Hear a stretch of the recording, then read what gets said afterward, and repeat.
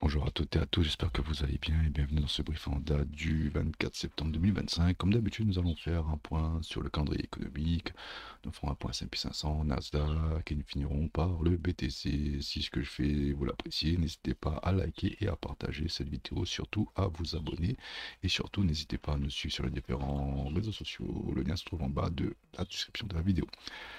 Ceci étant dit, le calendrier économique de cette semaine qui est assez simple à mon sens, hein, parce que tout simplement, il y a une data à surveiller absolument demain qui sera le corps PCE. Donc ici, donc là pour moi c'est un peu la data à surveiller absolument parce que bah, si on revient un petit peu au discours de Paul de la semaine dernière et aussi il a fait une petite apparition aussi hier.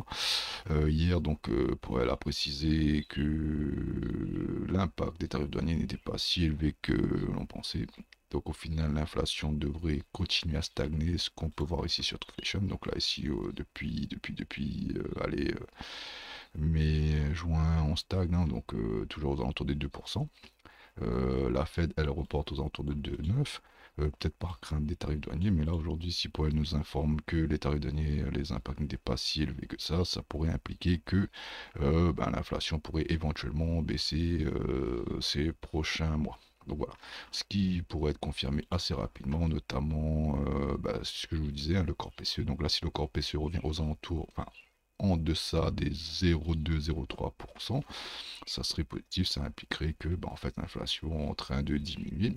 Et par ailleurs, pour elle a précisé dans son speech sur les taux d'intérêt et celui d'hier que bah, le marché du travail, l'économie était un peu au ralenti.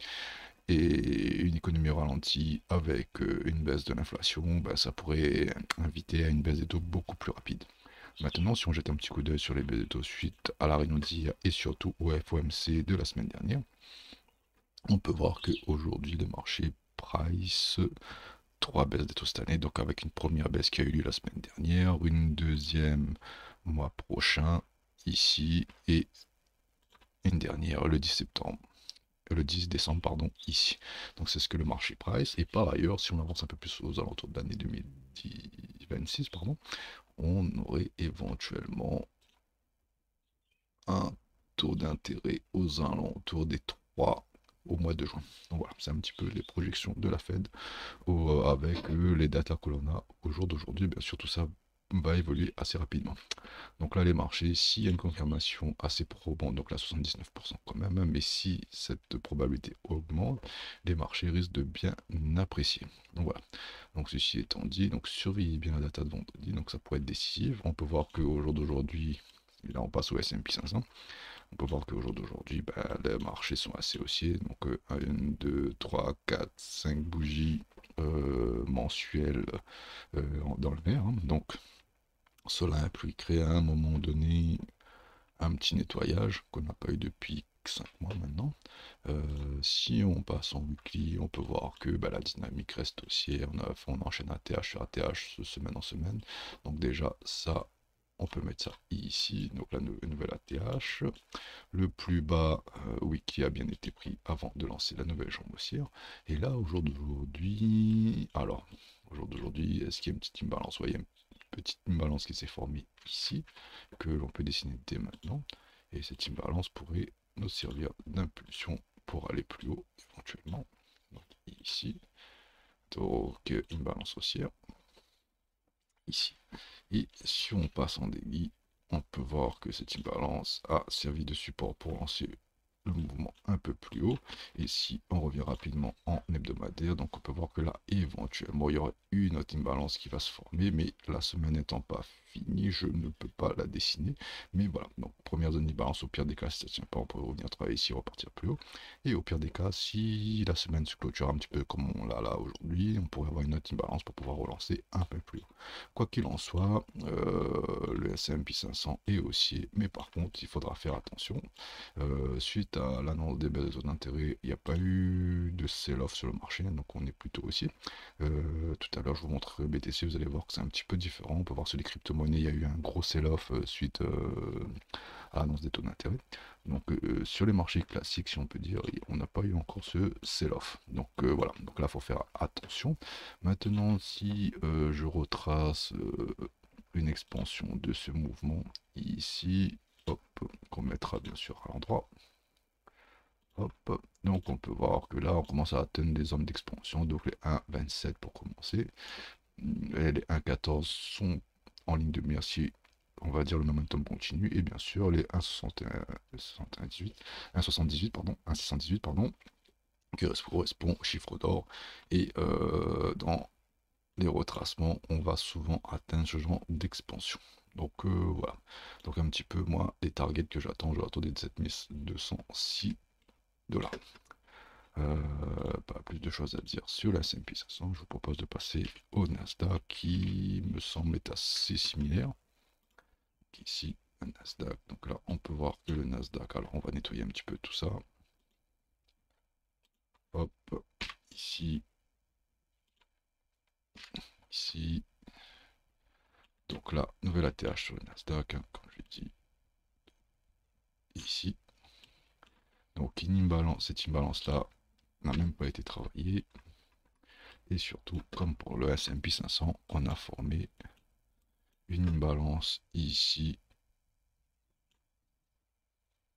Alors que je reprends ce petit dessin ici. Donc un peu similaire au S&P 500. Donc si la semaine se termine comme ceci, on aura une autre imbalance ici pour travailler. Mais en tout cas, tant que ces imbalances-là restent ouvertes, pour moi, le Nasdaq va aller à la hausse. Donc là, on peut voir un beau W qu'on avait vu avec un bon support en H4 qu'on peut revoir ici. Donc là, le support a bien été travaillé, donc ça correspond à cette imbalance H4 ici, a bien été travaillé une fois, deux fois, trois fois, quatre fois, cinq fois, avant de donner l'impulsion avec un beau BPR au passage. On a maintenu cette imbalance, on est reparti plus haut.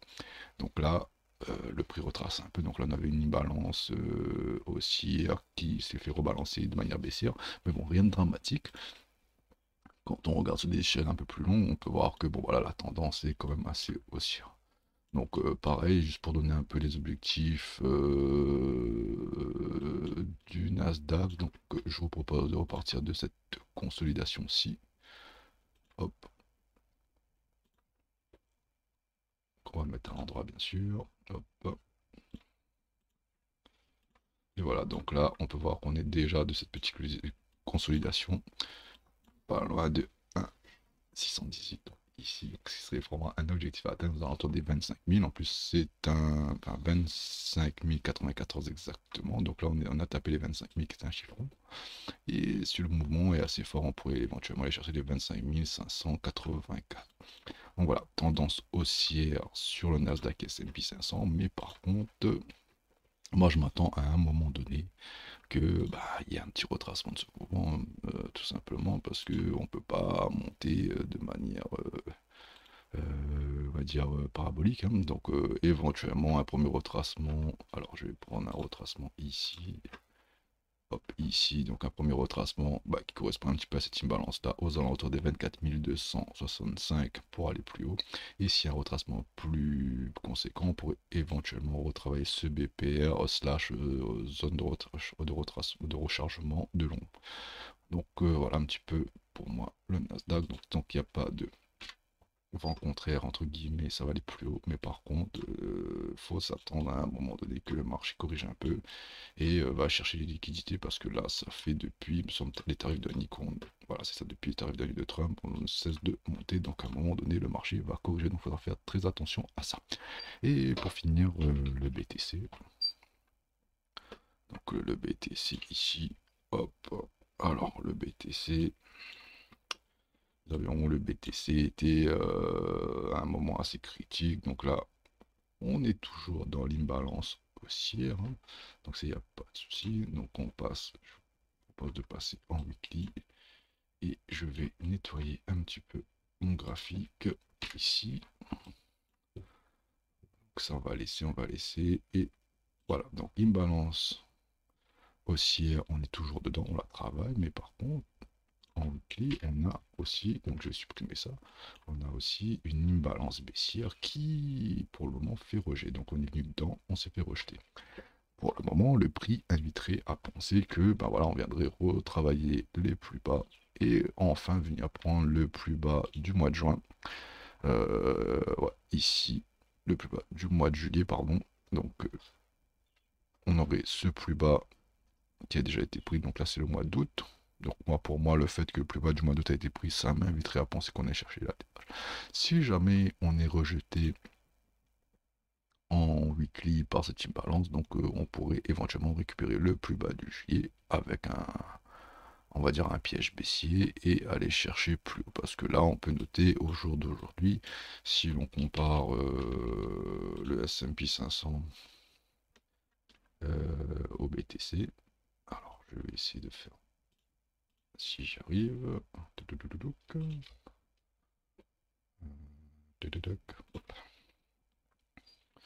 donc là si on compare au BTC, alors j'aurais dû mettre à la même échelle, hop, nouvelle échelle de prix, donc on pourra bien comparer. Donc là, si on compare, je vais y arriver, le BTC au S&P 500, on peut voir que là, il y a une petite divergence quand même. Donc là, on peut voir que le S&P 500 est haussier ici. Donc là, on peut voir que le S&P 500 augmente. Là, on peut voir le BTC qui descend. Donc, il y a une divergence non négligeable. Donc, à un moment donné, soit le S&P 500, enfin le marché classique ou le Nasdaq va retracer, et ça veut dire que le BTC était en avance par rapport aux indices. Donc ça c'est le scénario numéro 1. Scénario numéro 2, bah, ça serait que en fait c'est le BTC qui nous ment un petit peu et qui en fait va venir nous chercher, va venir nous piéger avec, on va dire, ce rejet de cette imbalance, prendre le plus bas du juillet, et là on va dire que c'est mort, et voilà, on va prendre un peu le mouvement à contre-pied. En tout état de cause, si on reste sur l'analyse graphique, il faut que BTC s'affranchisse de cette imbalance baissière pour aller chercher plus haut. Tant que cette imbalance baissière fera office de résistance, BTC a plus de chances pour le moment d'aller chercher plus bas. Néanmoins, vu qu'on reste dans l'imbalance haussière, la probabilité d'aller chercher la TH aussi est à prendre en considération. Donc là, pour moi, on est un petit peu à 50-50. Donc pour moi, le point décisif, ça serait de passer cette imbalance et de récupérer un petit peu ce plus haut weekly ici. Mais pour ça, moi, je pense qu'on va venir minimum chercher le plus bas weekly il y a 2 semaines, aux alentours des 110 000, avant d'aller chercher plus haut et éventuellement casser cette imbalance baissière. Donc voilà, donc là pour moi le BTC on est